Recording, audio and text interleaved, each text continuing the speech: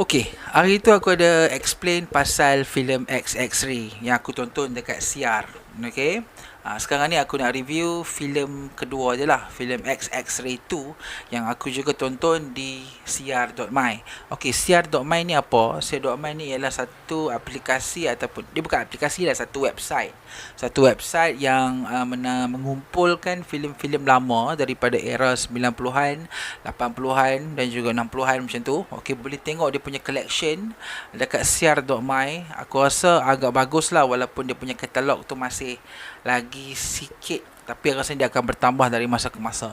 Yuran langganan untuk sebulan di siar.my ni RM10. So RM10 ni ibarat kita beli tiket satu filem lah kan. Berbaloi lah sebulan untuk tu. Okay, so aku nak cakap pasal X-Ray 2 yang aku baru tonton ni. Dan review ni mempunyai spoiler, walaupun filem ni lama. Aku macam cakap lah, kena cakap sikit sebab mungkin ada yang tak menonton lagi X-Ray 2 ni kan. Mungkin ada yang macam generasi sekarang ni duduk sibuk pasal X-Ray 3 lah kan. X-Ray 3 tu memanglah teruk, tapi kena tengok yang X-Ray 1 dan X-Ray 2 ni kenapa orang kagumi sangat-sangat. Okay, so ini ialah review untuk filem X-Ray 2. Okay, ditayangkan pada tahun 1996. Kita akan mulakan sekarang.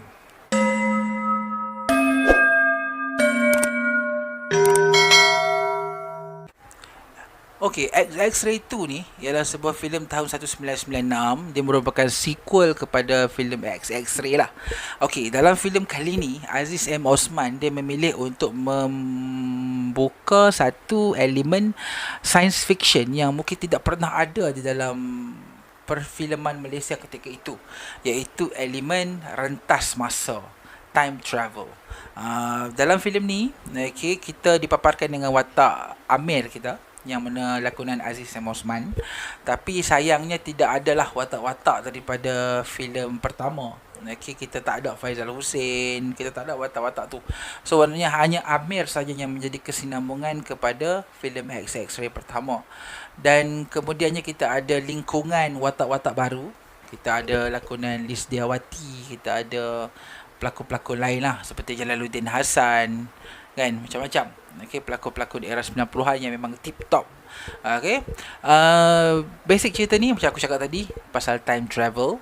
Time travel kali ni Aziz Osman ni dia terlibat ataupun terkait dengan satu projek di Pusat Sains Negara lah.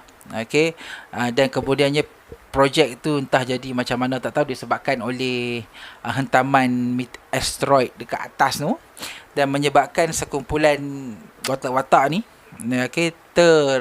time travel back to zaman Kesultanan Melayu Melaka. Itu yang menarik filem ni, sebab tidak ada benda yang macam ni sekarang. Kita tak pernah berjumpa lagi pasal benda-benda macam ni. So Aziz M. Osman, Amir ni, dengan kawan-kawan dia lah, dengan kakak dia lah apa semua, travel back to, yang menariknya ialah dia sampai ke mana, di mana tuah dalam usaha untuk membunuh si Jebat, yang mana kita tahu dalam legenda-legenda kisah Tuah dan Jebat ni, di mana waktu tu dia bertarung dekat atas dulang, lepas tu ada orang tikam tombak dari bawah apa semua. So benda ni menceritakan semua itulah. Walaupun kita tahu benda ni ialah fiction, tapi bila ia mix up dengan science fiction, itu yang menjadikan filem ni unik. The only one di Malaysia ni aku rasa bercerita macam ni.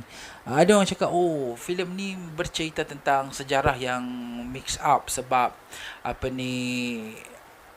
ialah dia ubah fakta apa semua kan. Tapi kalau nak ikut-ikutkan, X-Ray 2 ni sebenarnya meniru format-format filem-filem di luar. Kalau kita tengok filem-filem di luar lah kan, banyak dah filem-filem yang style macam ni. Bukannya kita nak mengubah sejarah, tapi kita just nak mix up sejarah tu dengan sesuatu yang moden, jadi orang rasa lebih seronok. Walaupun kita tahu sejarah itu tidak boleh diubah, tapi bila datangnya filem macam ni, kita nampak macam unik lah kan. Nampak unik walaupun ianya hanya sekadar fiction. Bagi aku cerita ni adalah lebih baik daripada X-Ray yang pertama. Kalau X-Ray yang pertama ni, aku nampak dia ada 3 bahagian. Ada satu bahagian yang mencari asteroid, lepas tu ada bahagian love story, lepas tu ada bahagian ending. Kalau untuk yang kali ni, they just direct tau. Lepas transfer je bila geng-geng masa depan ni, geng-geng Amir ni transfer ke zaman Kesultanan Melayu Melaka. So kebanyakan scenes berlaku di Kesultanan Melayu Melaka ni, dan adalah watak jahat yang aku paling rasa paling terbaik lah dekat dalam filem ni, iaitu lakonan Idan Rina. Betul lah, Idan Rina tu yang memang cukup baik. Seri Bayu silap. Okay, ada Osman Kering dalam ni yang rasanya kita tak akan nampak lah benda-benda ni sebab diorang pun dah berusia apa semua, dan filem ni menjadi rekod lah bahawa di zaman 90-an dulu kita ada filem-filem yang sangat baik macam tu. Fikirkanlah, filem-filem sekarang ada tak filem time travel yang macam ni? Rasanya tidak ada, dan kalau ada pun rasanya tidak setanding dengan kualiti X-Ray. Aku rasa mungkin Azim sama Osman tak mampu dah kot nak buat filem yang macam ni.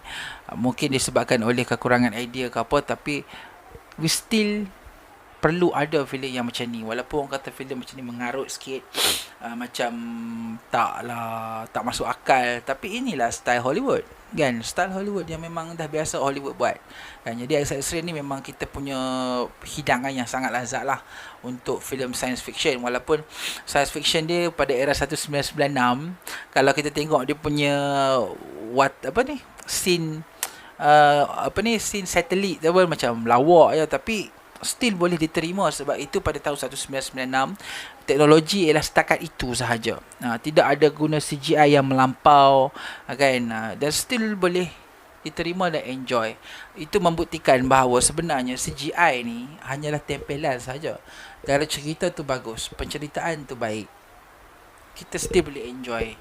So tidak ada reason kalau kita nak buat filem tu perlu CGI yang bagus. Tak, penceritaan yang bagus adalah benda yang menjadi benda utama. Buktinya ialah X-Ray 2 ni. So generasi sekarang ni patut layanlah X-Ray 2 ni dan juga X-Ray 1, dan kita tengoklah macam mana kekuatan sebuah filem science fiction yang rasanya filem Malaysia yang lain tidak dapat tandingi lah. Rasanya Aziz dan Osman ni memang master bab ni, dan ini hanyalah satu-satunya karya yang science fiction yang kita boleh banggakan. Walaupun selepas tu dia buat X-Ray 2, X-Ray 3, dan still tak dapat nak beat dua filem yang sebelumnya. Okay, so itu sahajalah review ringkas aku pasal filem X-Ray 2. Okay, kita jumpa di review akan datang. Assalamualaikum.